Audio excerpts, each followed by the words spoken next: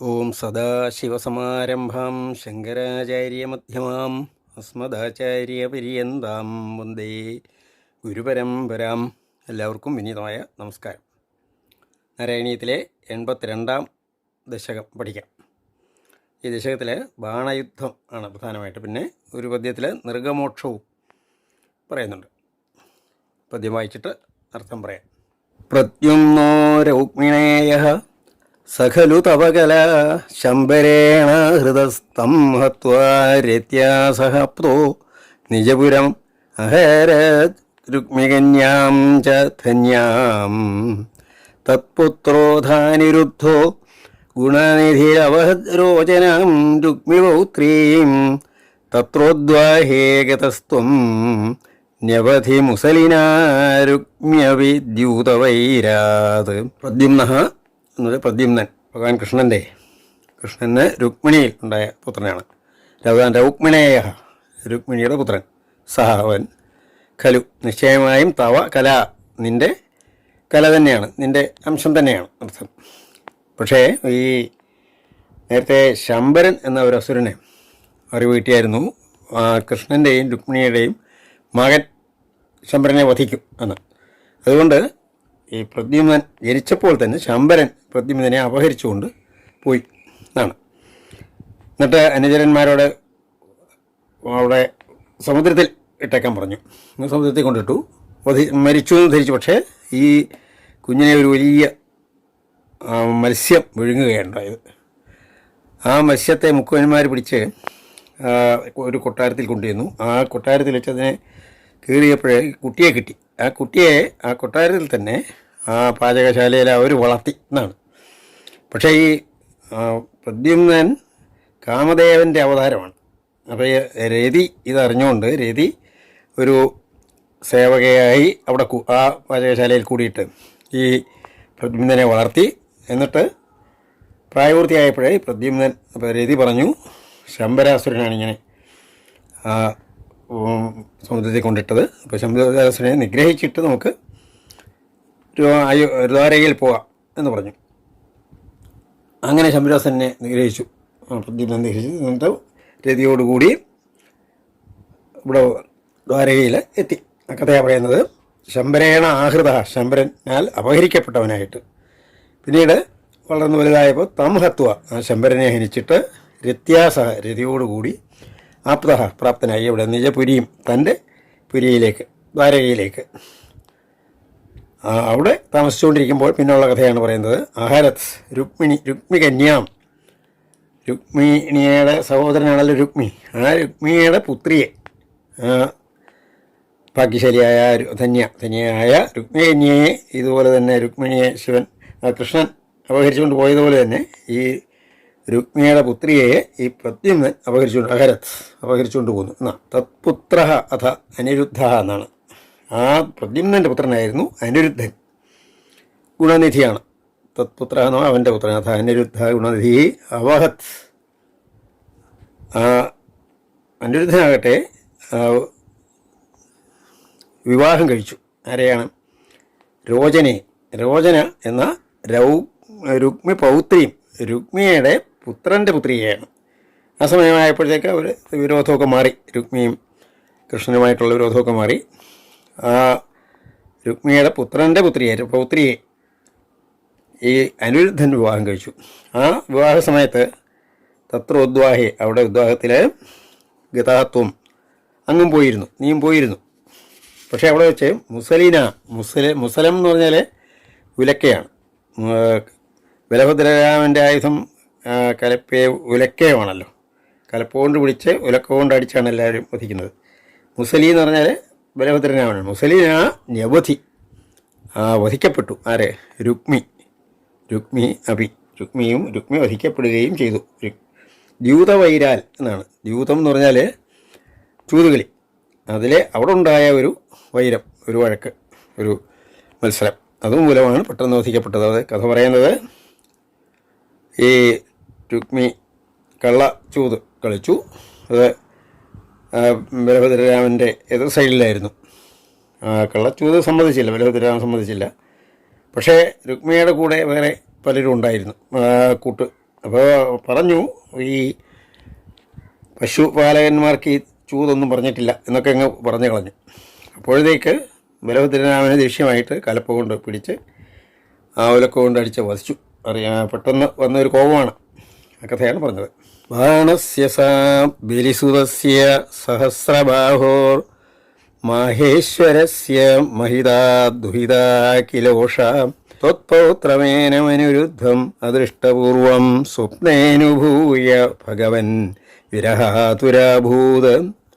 ബാണസ്യ ബാണൻ്റെ ബലിസുതസ്യ ബാണസ്യ മഹാബലിയുടെ സുതൻ എന്നാണ് പുത്രനായ ആ ബാണൻ്റെ സഹസ്രബാഹോഹോ ആ ബാണൻ്റെ പ്രത്യേകത 1000 കൈകളുണ്ടായിരുന്നതാണ്. ബാഹുവായ സൃഷ്ടിയാണ് ബാഹോഹോ. മഹേശ്വരസ്യ മഹേശ്വരൻ്റെ വലിയ ഭക്തനായിരുന്നു. അതാണ് മാഹേശ്വരൻ എന്നിവിടെ പറഞ്ഞിരിക്കുന്നത്. ദുഹിത എന്ന് പറഞ്ഞാൽ പുത്രി എന്നാണ്. മഹിത എന്ന് പറഞ്ഞത് വളരെ ശ്രേഷ്ഠയായ പുത്രിയായ ഉഷ,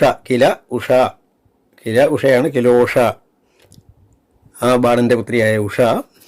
ത്വത്പൗത്രം നിൻ്റെ പൗത്രനായ ഏനം അനുരുദ്ധം, ഇവനെ അനുരുദ്ധനെ, ഈ അനുരുദ്ധനെ അദൃഷ്ടപൂർവം മുമ്പ് കണ്ടിട്ടില്ല ഈ അനിരുദ്ധനെ.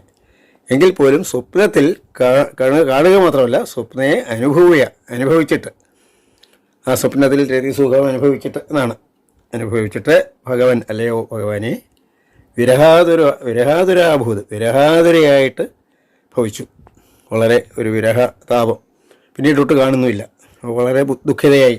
യോഗിന്യതീവ കുശലാ ഖലു ചിത്രലേഖ തസ്യാ സഖീ വിലിഖതി തരുണാനശേഷാൻ തത്രാനിരുദ്ധമുഷയാ വിദിതം നിശായാമാനേഷ്ട യോഗബലതോ ഭവതോ നികേതാത്.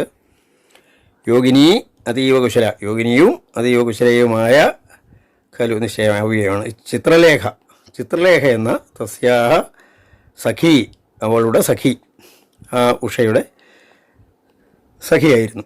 വിലിഖതി, ആ ഉഷയ്ക്ക് ചിത്രലേഖയ്ക്ക് ഒത്തിരി കഴിവുണ്ട്. വളരെ വേഗം ആൾക്കാരുടെ ചിത്രം വരയ്ക്കാം, എന്നിട്ട് എല്ലാവരെയും അറിയുകയും ചെയ്യാം. മായാശക്തിയുള്ള ഒരു സഖിയായിരുന്നത്, ഒരു സ്ത്രീയായിരുന്നു. വിലിഖതി എഴുതുന്നവളായി. തരുണാനശേഷാൻ, ഈ പ്രധാനപ്പെട്ട എല്ലാ തരുണന്മാരെയും എല്ലാ യുവാക്കളെയും ആ സമയത്ത് ജീവിച്ചിരുന്ന ശ്രേഷ്ഠന്മാരായവരുടെ എല്ലാം ചിത്രം വരച്ച് കാണിച്ചു കൊടുത്തു. ഇവരാരെങ്കിലും ആണോ എന്നത്ര തത്ര അവിടെ അനിരുദ്ധ ഉഷയാ വിദിതം, ഉഷയാൽ അറിയപ്പെട്ടവനായി. അനിരുദ്ധനെ കണ്ടപ്പോൾ മനസ്സിലായി ഇയാളാണ് എൻ്റെ അടുത്ത് വന്നിരുന്നത് എന്ന്. നിശായം, ഈ ചിത്രലേഖ എന്ത് ചെയ്തു? രാത്രിയിൽ ആനേഷ്ട ആ അനിരുദ്ധനെ എടുത്തുകൊണ്ട് വന്നു, ആനയിച്ചു കൊണ്ടുവന്നു. യോഗബലം ഹേതുവായിട്ട് തസ്സന്തം ഭവതഃ നികേതാൽ, ഭഗവാന്റെ ആ സ്ഥലത്ത് നിന്നും ഭഗവാന്റെ അങ്ങയുടെ ഗൃഹത്തിൽ നിന്നുമാണ് കൊണ്ടുവന്നത്. കന്യാപുരേ ദൈതയാ സുഖമാരമന്ദം ചൈനം കഥഞ്ജന ബബന്ധുഷി സർവബന്ധൗ ശ്രീനാരദോക്ത തദുദന്തദുരന്തരോഷൈസ്ത്വം തസ്യ ശോണിതപുരം യദുഭിർഞ്ഞരുന്ധാം. കന്യാപുരത്തിലെ ആ അന്തപുരത്തിലെ, ഉഷയുടെ അന്തപുരത്തിലെ ദൈതയോടുകൂടി, ആ കാന്തയോടുകൂടി സുഖം ആരമന്തം, സുഖമായിട്ട് രമിക്കുന്നവനായ ഏനം ഇവനെ, കഥഞ്ജന എങ്ങനെയോ ആദ്യം യുദ്ധമൊക്കെ ഉണ്ടായി, എന്തെങ്കിലും പിടിച്ചു കെട്ടി ആരായി ബാണൻ. ബബന്ധുഷി സർവബന്ധു ബന്ധിച്ചപ്പോൾ, ശർവൻ എന്ന് പറഞ്ഞാൽ ശിവനാണ്. ശിവൻ്റെ ബന്ധുവായിരുന്നു ഈ ആദ്യത്തെ പദ്യത്തിൽ പറഞ്ഞല്ലോ. ശിവൻ്റെ വലിയ ഭക്തനാണ് ശിവൻ. സർവബന്ധു ബബന്ധുഷി രണ്ടും സപ്തമിയാണ്. അങ്ങനെ ബന്ധിച്ചപ്പോൾ നാരദൻ അറിയിച്ചു. ദ്വാരകയിൽ നാരദനാൽ പറയപ്പെട്ട തദുദന്തം, ആ വാർത്ത അത് കേട്ടിട്ട് ദുരന്തം, അത് ഒരു ദുരന്തമാണല്ലോ. അങ്ങനെ അവിടെ പത്നിസഹേതം നിന്നിരുന്ന അനിരുദ്ധനെ വിളിച്ചുകൂടെ കൊണ്ടുവന്നു. അവിടെ അന്തപുരത്തിലെ ബന്ധനസ്ഥനാക്കി അവിടെ ഉഷയുടെ കൂടെ ആക്കിയിരിക്കുകയാണല്ലോ. ആരാ? ഉഷ തന്നെ. അതുകൊണ്ട് രോഷമായി. ഈ അനിരുദ്ധനെ ആരാ കൊണ്ടുവന്നതൊന്നും ശ്രീകൃഷ്ണനൊന്നും അറിഞ്ഞില്ല. കോപത്തോടുകൂടി ത്വം നീ തസ്യ ശോണിതപുരം, ആ ബാണൻ്റെ ശോണിതപുരം എന്നായിരുന്നു ആ ബാണൻ്റെ നഗരത്തിൻ്റെ പേര്. അതിനെ യദുഭിഹി ഞെരുന്താഹ, യദു സൈന്യൈഹി, യദുക്കളാൽ അതിനെ വളഞ്ഞു എന്ന് പറയാം, യുദ്ധത്തിനായിട്ട് ചെന്നു എന്നർത്ഥം. പുരീപാലശൈലപ്രിയദുഹൃതനാഥോസ്യ ഭഗവാൻ സമം ഭൂതൗറാദേർ യദുബലമശങ്കം നിരുരുധേ മഹാപ്രാണോ ബാണോ ഛടതി യുധാനേന യുയുധേ ഗുഹപ്രദ്യുമ്നേന ത്വമപി പുരഹന്ത്ര ജഘടിഷേ. ഈ ബാണൻ്റെ കൊട്ടാരത്തിൽ അവിടുത്തെ സംരക്ഷകനായിട്ട് ഗോപുരത്തിൽ നിൽക്കുന്നത് പരമശിവനാണ്. പരമശിവൻ പരമശിവൻ അങ്ങനെ ഒരു വരം കൊടുത്തിട്ട് പരമശിവൻ തന്നെ അവിടെ ആ ഗോപുരത്തിൻ്റെ വാതിൽക്കൽ നിൽക്കുകയാണ്. ഞാൻ സംരക്ഷിച്ചുകൊള്ളാമെന്ന് പറഞ്ഞാൽ അത്ര ഭക്തനായിരുന്നു ഈ ബാണൻ. അപ്പോഴാണ് ശ്രീകൃഷ്ണൻ യാദൃശ്യമായിട്ട് അവിടെ യുദ്ധത്തിന് ചെല്ലുന്നത്. അപ്പം പരമേശ്വരൻ സമ്മതിക്കില്ലല്ലോ. അതാണ് പുരീപാലഹ, നഗരത്തെ പാലിക്കുന്നവനായ ശൈലപ്രിയദുഹൃതനാഥൻ. ശൈലം പർവ്വതത്തിൻ്റെ ഹിമവാൻ്റെ പ്രിയപുത്രിയുടെ ദുഹിതാവ് പുത്രിയാണ്. ദുഹിതൃനാഥൻ എന്ന് പറഞ്ഞാൽ പതിയാണല്ലോ പരമശിവൻ. ആ പരമശിവന് അസ്യ ആ ബാണൻ്റെ പുരീപാലഹ ഭഗവാനായ ശർവൻ സമം ഭൂതവ്രാതൈഹി, ഭൂതവ്രാതം എന്ന് പറഞ്ഞാൽ ഭൂതഗണങ്ങളോടുകൂടി യദുബലം, സൈന്യം, ബലം സൈന്യം, അശങ്കം മുഴുവൻ നിരുരുധേ നിരോധിച്ചു, തടഞ്ഞു നിർത്തി എന്നാണ്. മഹാപ്രാണ ബാണ, മഹാപ്രാണൻ്റെ മഹാശക്തിമാനായ ബാണൻ ചടുതി പെട്ടെന്ന് യുയുധാനൻ എന്ന് പറഞ്ഞാൽ സാത്യകി, ശ്രീകൃഷ്ണൻ്റെ മന്ത്രിയാണല്ലോ. സാത്യകിയോട് യുദ്ധം ചെയ്തു. പ്രദ്യുമ്നേന, ഗുഹൻ പരമശിവൻ്റെ പുത്രനാണല്ലോ, സുബ്രഹ്മണ്യൻ പ്രദ്യുമ്നോടാണ് യുദ്ധം ചെയ്തത്. ത്വമപി, നീയും പുരഹന്താവ് എന്ന് പറഞ്ഞാൽ ത്രിപുരഹന്താവ് എന്ന് പറഞ്ഞാൽ പരമശിവനോട് നേരിട്ട് ജഘടിഷേ. അർത്ഥം ശരിക്ക് ഖടിച്ചു, ഒന്നിച്ചു ചേർന്നു എന്നുള്ളതാണ്. അപ്പം ഭഗവാന് യുദ്ധം ചെയ്തു എന്ന് പറയാനുള്ള മടി കൊണ്ടാവാം. നിരുദ്ധാശേഷാസ്ത്രേ മുമുഹുഷിതവാസ്ത്രേണ ഗിരിശേ ദ്രുതാഭൂതാഭീതാ പ്രമഥകുലവീരാ പ്രമഥിതാഃ പരാസ്കന്ദത്സ്കന്ദഃ കുസുമശരബാണൈശ്ച സജീവഃ സകുംഭാണ്ഡോ ഭാണ്ഡം നവമിവ ബലേനാശു വിഭിദേ. നിരുദ്ധാശേഷാസ്ത്രേ, എല്ലാ അസ്ത്രങ്ങളും നിരുദ്ധമായപ്പോൾ, തടയപ്പെട്ടപ്പോൾ, പരമശിവൻ്റെ കാര്യം പറയാം. പരമശിവൻ്റെ അസ്ത്രങ്ങളൊക്കെ കൃഷ്ണൻ തടഞ്ഞു എന്നർത്ഥമാണ്. അങ്ങനെ ഗിരിശൻ മുമുഹുഷി, മോഹനാസ്ത്രമേറ്റു, മോഹിതനായി എന്നർത്ഥം. തവാസ്ത്രേണ, അങ്ങയുടെ അസ്ത്രത്താൽ. അപ്പോഴേക്കും പ്രമഥകുലവീരാഹ, പരമശിവൻ്റെ ഭൂതഗണങ്ങളാണ്. പ്രമഥകുലവീരന്മാരെല്ലാം പ്രമഥിതാഹ എന്ന് പറഞ്ഞാൽ മഥിക്കപ്പെട്ടവരായി. അവർക്കൊക്കെ മർദ്ദനം ഏറ്റു എന്നർത്ഥം. മഥിക്കപ്പെട്ടവരായിട്ട്, ഭീതന്മാരായിട്ട്, ഭൂതാഹ ദുരിതാഹ, ഓടിയവരായി. സ്കന്ദനാണെങ്കിൽ കുസുമശരബാണൈഹി പരാസ്കന്ദസ്. കുസുമശരൻ എന്ന് പറഞ്ഞാൽ ഇവിടെ പ്രദ്യുമ്നൻ്റെ കാര്യമാണ്. പ്രദ്യുമ്നൻ കാമദേവൻ്റെ അവതാരം എന്ന കുസുമശരബാണൈഹി, കുസുമശരബാണങ്ങളാൽ പരാസ്കന്ദസ്, പരാജിതനായി എന്നർത്ഥം. സചിവഹ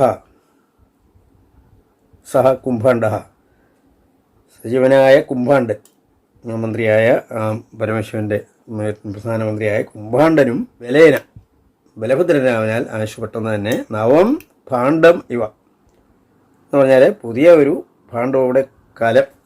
കലം എങ്ങനെയാണോ ഭേദിക്കുന്നത് അത്ര അനായാസമായിട്ട് ബലനാൽ ഭേദിക്കപ്പെട്ടു എന്നർത്ഥം, താടനം ചെയ്യപ്പെട്ടു എന്നർത്ഥം. ആപാനാം പഞ്ചശത്യാ പ്രസവമുപഗതേ ഛിന്ന ചാപേധബാണേ വ്യർത്ഥേ ജായാതേ സമേതോ ജ്വരപതിരശനൈരജ്വരിത്വജ്വരേണാം ജ്ഞാനീ സ്തുത്വാഹ ദത്വാ തവ ചരിതജുഷാം വിജ്വരം സജ്വരോഗാത് പ്രായോന്തജ്ഞാനവന്തോ വിജ ബഹുതമസ രൗദ്രചേഷ്ടാ ഹി രൗദ്രാഹ. ചാപാനാം പഞ്ചശത്യ, 500 എന്ന് പറഞ്ഞാൽ 500, 500 ചാപം വില്ലുകൾ.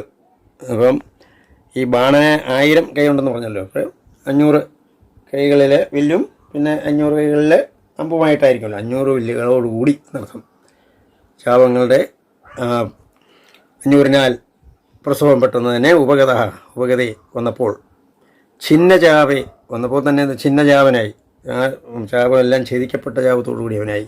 അങ്ങനെയുള്ള ബാണൻ വ്യർത്ഥമായി തീർന്ന ചാപത്തോടുകൂടി അവനായിട്ട് അന്നേരം അവിടെ സമേത വന്നു. നരപതി പ്രത്യേക ഒരു സേനാവിഭാഗമാണ്. ഇപ്പോഴത്തെ ഈ യുദ്ധം എന്നൊക്കെ വേണമെങ്കിൽ പറയാം. ജ്വരം എന്ന് പറഞ്ഞാൽ ഈ ചൂടുള്ള അസുഖത്തിനാണല്ലോ. അപ്പോൾ എല്ലാവർക്കും അസുഖം വരാവുന്ന ഒരു ഇതാണ്, ഒരു യുദ്ധമുറയാണ് എന്ന് പറയാം. ജ്വരപതി അശനേഹി പെട്ടെന്ന് തന്നെ ഈ അജ്വരി ത്വജ്ജരയാണ്. അപ്പോൾ അതിന് തിരിച്ചു മാർഗം അങ്ങയുടെ ജ്വരം, അങ്ങേക്ക് ഉണ്ടാ സേനാവിഭാഗം, അങ്ങയുടെ ജ്വരത്താൽ അജ്വരി എന്ന് പറഞ്ഞാൽ ജ്വരം ഇല്ലാതാക്കപ്പെട്ടു, ആ ചൂടെല്ലാം മാറ്റപ്പെട്ടു എന്നാണ്. ജ്ഞാനിയായ ആ ശിവജ്വരം ജ്ഞാനി സ്തുതിച്ചു. ശിവജ്വരം സ്തുതിച്ചിട്ട് അസദ്യത്വ നൽകുകയും ചെയ്തു. നൽകിയിട്ട് തവ ചരിതജുഷാം വിജ്വരം സ്തുതിച്ചു. ആ സ്തുതി ചൊല്ലുന്നവർക്കെല്ലാം തവ ചരിതജുഷാം അങ്ങയുടെ ചരിതത്തെ, അങ്ങയുടെ മാഹാത്മ്യത്തെ ഓടുകൂടിയ അവർക്കെല്ലാം വിജ്വരം ദത്വ അവർക്കൊക്കെ ജ്വരം ഇല്ലാതാകും എന്നുള്ള നിലയിലുള്ള സ്തുതിയെ നൽകിയിട്ട് സഹജ്വര സഹജ്വരം പോയി എന്നർത്ഥം.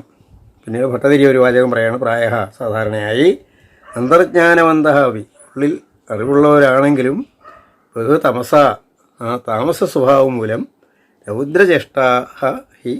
രൗദ്രാഹ ശിവഭക്തന്മാർ രൗദ്രചേഷ്ടന്മാരാണ് എന്ന് പറഞ്ഞാൽ നല്ലതല്ലാത്ത പ്രവൃത്തിയൊക്കെ ചെയ്യുന്നവരാണ് എന്ന് ഭട്ടതിരി പറയുകയാണ്. അങ്ങനെ ഗുരുവായൂരപ്പനോട് പറയുന്നതാണത്. അടുത്ത ചോദ്യം നോക്കാം. ബാണം നാനായുധോഗ്രം പുനരഭിവദിതം ദർപ്പദോഷാദ്വിതന്വൻ ലൂലാശേഷദോഷം സപദേ ബുബുധുഷാ ശങ്കരേണോപഗീതഃ തദ്വാചാശിഷ്ടബാഹുദ്വിതയമുഭയതോ നിർഭയം തത്പ്രിയം തം മുക്ത്വാ തദ്ദത്തമാനോ നിജപുരമഗമഃ സാനിരുദ്ധ സഹോഷഃ. ഈ സമയത്ത് ബാണൻ നേരിട്ട് വരുവാണ്. നാനായുധോഗ്രം പലതരത്തിലുള്ള ആയുധങ്ങളുമായിട്ട് വരുന്ന ഉഗ്രനായ ബാണനെ പുനരഭിവദിതം പിന്നീട് ചാടി വീണവനായ ദർപ്പദോഷം കൊണ്ടാണ് അങ്ങനെ വന്നത്. അഹങ്കാര ദോഷം കൊണ്ടാണ് വീണ്ടും വന്നത്. വിതന്വൻ ആക്കി തീർത്തങ്ങനെ നിർലൂനാശേഷദോഷം ആക്കി, ഇല്ലാതായ എല്ലാ ദോഷത്തോടും കൂടി അവനാക്കി. അവിടെ ദോഹോ എന്നുള്ളതിന് കയ്യ് എന്നർത്ഥമുണ്ട്. ആ കൈകളെല്ലാം ഇല്ലാതാക്കി എന്നാണ്. കൈയെല്ലാം ഈ 1000 കൈയിൽ ശേഷിച്ചത് പിന്നെ 4 കൈയേ ഉള്ളായിരുന്നു, 2 സൈഡിലും ഈ 2ആയിട്ട്. അതാണ് സപതി പെട്ടെന്നതിന് ബുബുധുഷ പരമശിവന് മനസ്സിലായി ഈ ബാക്കി കൈയോട് ഇപ്പോൾ വിട്ടും ഇദ്ദേഹത്തെ രക്ഷിക്കണം. കാരണം താൻ അവിടെ രക്ഷകനായിട്ട് നിൽക്കുകയാണല്ലോ. അപ്പം ഭഗവാനോട് പറഞ്ഞത് നിർത്തണം. ശങ്കരേണ ഉപഗീത ശങ്കരനാൽ ഉപഗീത സ്തുതിക്കപ്പെട്ടവനായി. തദ്വാച ശങ്കരൻ്റെ വാക്കിനാൽ അവൻ്റെ വാക്കിനാൽ ശിഷ്ടബാഹുദ്വിതയം ശേഷിച്ച 2 ബാഹുക്കൾ ഉഭയത 2 സൈഡിലും അങ്ങനെയുള്ള ബാണനെ ഭയമില്ലാതെ തത്പ്രിയം ആ പരമശിവൻ്റെ പ്രിയനാണല്ലോ തം മുക്തുവ മോചിപ്പിച്ചിട്ട് തദ്ദത്തമാനഹ അവനാൽ നൽകപ്പെട്ട അവനായി ആരൊക്കെയാണ് സാനിരുദ്ധ അനിരുദ്ധനോടും സഹോഷ ഉഷയോടും കൂടി നിജപുരമഗമഹ തൻ്റെ പുരത്തിലേക്ക് എത്തിച്ചേർന്നു. ദ്വാരകയിലേക്ക് പോയി. എല്ലാവരും കൂടി ദ്വാരകയിലേക്ക് പോയെന്നർത്ഥം. മുഹുസ്താവച്ചക്രം വരുണമജയോ നന്ദഹരണേ ഏവം ബാലാനീതൗ ദവദഹനപാനേ നിലസഖം വിധിം വത്സസ്തേ ഗിരിശമിഹ ബാണസ്യ സമരേ വിഭോ വിശ്വോത്കർഷേ തദയമവതാരോ ജയതിതേ. ഇത് ഭട്ടതിരി ഗുരുവായൂരപ്പനോട് നേരിട്ട് പറയുന്നതാണ്. അങ്ങ് മുഹു താവച്ചക്രം, മുഹു എന്ന് പറഞ്ഞാൽ വീണ്ടും എന്നുള്ളതിന് പലതവണ ആ ഗോവർദ്ധന ഉദ്ധാരണ സമയത്ത് പിന്നെ പാരിജാതാപഹരണത്തിലൊക്കെ ആ ഇന്ദ്രനെ ജയിച്ചു. വരുണമജയ വരുണനെ ജയിച്ചവിടെ നന്ദഹരണേ വരുണൻ ആ നന്ദഗോപരെ ഒരു തവണ അപഹരിച്ചുകൊണ്ട് പോയതായിട്ട് കഥയുണ്ട്. അവിടെ കൃഷ്ണൻ നേരിട്ട് വരണൻ്റെ രാജധാനിയിൽ ചെന്ന് നന്ദനെ മോചിച്ചുകൊണ്ട് പോകും. അപ്പം ദേവേന്ദ്രനെ ജയിച്ചു, വരണനെ ജയിച്ചു എന്നർത്ഥം. യമം ബാലാനീതവും യമനെ ജയിച്ചു, ഗുരുപുത്രനെ യമൻ്റെ കൊട്ടാരത്തിൽ ചെന്നാണ് കൊണ്ടുവന്നത്. പിന്നീട് ദേവദഹനവാനേ നീലസഖം കാട്ടുതീയെ ഇല്ലാതാക്കിയത്. അവിടെ അനിലൻ എന്ന് പറഞ്ഞാൽ അനിലനെ കാറ്റാണ്, അനിലൻ്റെ സഖനാണ്, കാറ്റിൻ്റെ സഖാവാണ് അഗ്നി. അവിടെ അഗ്നിയെ ജയിച്ചു എന്നർത്ഥം. വിധി വത്സസ്തയെ ഉണ്ടായിരുന്നല്ലോ, കുട്ടികളെയും പശുക്കളെയും കൂടെ ബ്രഹ്മദേവൻ മറച്ചു. അവിടെ ആ കഥയിൽ വിധിയെ ബ്രഹ്മദേവനെ നീ ജയിച്ചു. ഗിരിശമിഹ ബാണസ്യ സമരേ ഇഹ, ഇവിടെ ബാണസ്യ സമരേ, ഈ ബാണൻ്റെ സമരത്തിൽ ഗിരിശനെയും ആ പരമശിവനെയും ജയിച്ചു എന്നർത്ഥം. വിഭോ വിശ്വോത്കർഷി തദയമവതാരോ, വിശ്വോത്കർഷിയായ അങ്ങ് ഇവരെല്ലാം ജയിച്ചു എന്നർത്ഥം. തദയം അവതാര, ഈ അവതാരം അവതാരം അങ്ങയുടെ അവതാരം ജയതി, അങ്ങനെ അങ്ങയുടെ അവതാരം ജയിക്കുന്നു എന്നർത്ഥം. അടുത്ത പദ്യത്തിലാണ് ഈ നൃഗമോക്ഷം കഥയുണ്ട്. ദ്വിജരുഷാകൃകലാസവപുർധരം നൃഗനൃപം ത്രിദിവാലയമാപയൻ നിജജനെ ദ്വിജഭക്തിമനുത്തമാമുപദിശൻ പവനേശ്വര പാഹിമാം. നൃഗൻ എന്ന രാജാവ് അവന് ബ്രാഹ്മണശാപം മൂലം ഒരു വലിയ ഓന്തായിട്ടൊരു കിണറ്റിലായിപ്പോയി. ഈ ദ്വാരകയുടെ അടുത്താണ്. അപ്പം അവിടുത്തെ വരയിലെ കുട്ടികൾ എന്നത് കണ്ടിട്ട് അവർക്ക് ഭയമായി. അവർക്ക് കൃഷ്ണനോട് പറഞ്ഞു, ഞാനൊരു വലിയ ഓന്ത്. കൃഷ്ണൻ ചെന്ന് കൈകൊണ്ട് തന്നെ എടുത്ത് പുറത്ത് കൊണ്ടുവന്നു. എന്നിട്ട് ആ ഓന്ത് രൂപം മാറിയൊരു പണ്ടൊരു രാജാവായിരുന്നു, നൃഗൻ എന്ന രാജാവായിരുന്നു, ഒരു വലിയ ദാനശീലനായ രാജാവായിരുന്നു. ആ കഥ വിശദമായിട്ട് ഭാഗവതത്തിലൊക്കെ ഉണ്ട്. ഒരു പശുവിനെ ഒരു ബ്രാഹ്മണന് കൊടുത്തു. ആ പശു തിരിച്ച് രാജകൊട്ടാരത്തിൽ തന്നു. ആ പശുവിനെ തന്നെ വേറൊരു ബ്രാഹ്മണന് അറിയാതെ കൊടുക്കേണ്ടി വന്നു. എന്നിട്ട് ഈ പശുവിനെ രണ്ടാമത് വാങ്ങിച്ച പശുവിനെ കൊണ്ടുവന്നത് ഈ ആദ്യത്തെ ബ്രാഹ്മണൻ കണ്ടപ്പോഴാണ് പറഞ്ഞു, ഇതെന്താ ഇത്, എൻ്റെ പശുവിനെ പിടിച്ചുകൊണ്ട് പോയിട്ട് രണ്ടാമതും കൊണ്ടുപോകുന്നു രാജാവിൻ്റെ അടുത്ത് എന്ന് പറഞ്ഞു. രാജാവ് പറഞ്ഞ് അറിഞ്ഞേ ഇല്ല, അത് പറഞ്ഞാൽ പറ്റുകയില്ല, എനിക്ക് എൻ്റെ തന്നെ പശുവിനെ വേണമെന്ന് രണ്ടുപേരും പറഞ്ഞു. പറ്റത്തില്ല എന്ന് പറഞ്ഞു. അപ്പം രാജാവ് പറഞ്ഞു, ഞാനൊരു 1000 പശുവിനെ തരാൻ അവരാൾക്ക് അത് പറ്റത്തില്ല എന്നായി. അപ്പോൾ രാജാവിനെ ശപിച്ചു എന്നാണ്. ഇങ്ങനെയൊക്കെ ചെയ്യുന്ന ആൾ ഒരു ഓന്തായി പോട്ടെ എന്ന് തന്നെ ശപിച്ചു എന്നൊക്കെ കഥയുണ്ട്. ആ ഓന്തിനെ രക്ഷിച്ചു ഭഗവാൻ. ഇത് എന്തിനാണിത്? ഈ ബ്രാഹ്മണരെ യാതൊരു രീതിയിലും ഉപദ്രവിക്കാൻ പാടില്ല എന്ന് എല്ലാവരും പഠിപ്പിക്കാൻ വേണ്ടിയാണ് എന്നാണ്. ദ്വിജരുഷ, ദ്വിജൻ എന്ന് പറഞ്ഞാൽ ബ്രാഹ്മണൻ്റെ കോപം മൂലം കൃകലാസവവൃദ്ധരം, കൃകലാസം എന്ന് പറഞ്ഞാൽ ഒരു ഓന്തിൻ്റെ ഉപസ് ശരീരത്തെ ധരിച്ച നൃഗൻ എന്ന രാജാവിനെ ത്രിദിവാലയം ആപയൻ അങ്ങനെ രക്ഷിച്ച്, ത്രിദിവാലയം എന്ന് പറഞ്ഞാൽ ത്രിദിവൻ എന്ന് പറഞ്ഞാൽ ദേവലോകത്തിലേക്ക്, ആപയൻ എന്ന് പറഞ്ഞാൽ പറഞ്ഞയച്ചപ്പം സ്വർഗലോകത്തേക്ക് വിട്ടു എന്നർത്ഥം, മുക്തി കൊടുത്തു എന്നർത്ഥം. നിജജനെ എന്തിനു വേണ്ടിയാണ്? തൻ്റെ ജനങ്ങൾക്ക് ദ്വിജഭക്തിയും അനുത്തമാം ഉപദേശൻ, അനുത്തമമായ ദ്വിജഭക്തിയെ ഉപദേശിക്കുന്നവനായ അല്ലയോ പവനേശ ഗുരുവായൂരപ്പ, മാം പാഹി, എന്നെ രക്ഷിച്ചാലും. സർവത്ര ഗോവിന്ദനാമ സങ്കീർത്തനം, ഗോവിന്ദ ഗോവിന്ദ.